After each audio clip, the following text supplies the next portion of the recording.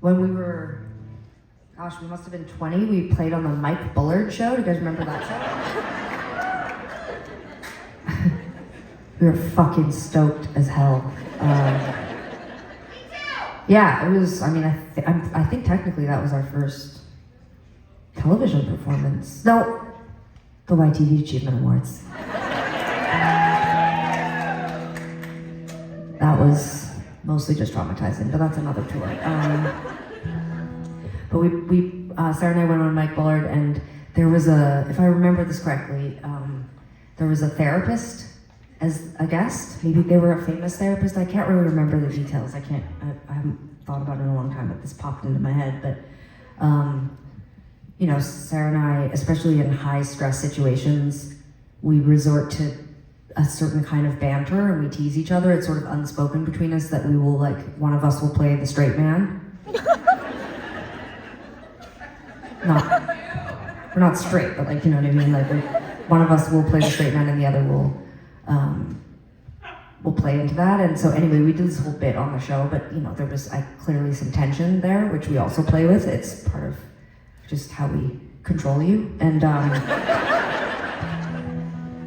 anyway, and I'm fairly certain this happened in the commercial break, but the therapist, I think we might have, like, jokingly been like, do you have any advice for us? And she said, yeah, get your own lives and careers. Like, I think about that every once in a while. I mean, Sara and I go to therapy all the time. Periodically, we'll go back to therapy, you know, learn better communication skills, and, you know, it's good. But I always think about that. I'm like, damn, lady was icy, you know. But it is this weird thing, because as much as that is healthy and it's true, individuating and being your own person is important, and we really rely on each other. Like, at this point, even when we try to do things separately, it's just, nobody wants that. It kind of like fucks you up, because you're like, it's very existential. On top of the existential crisis we already have as human beings, like, what is my purpose? Why am I here? 42.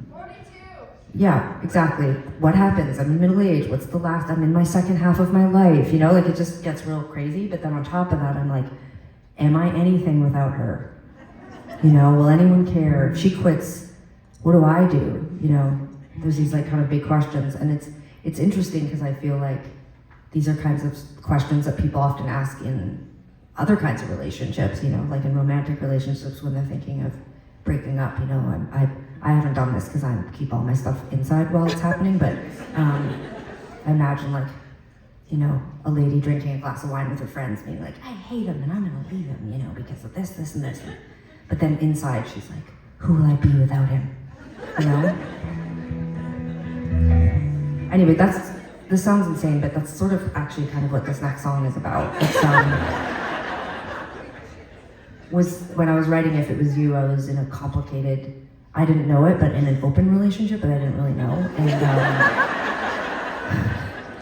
first one in, last one out.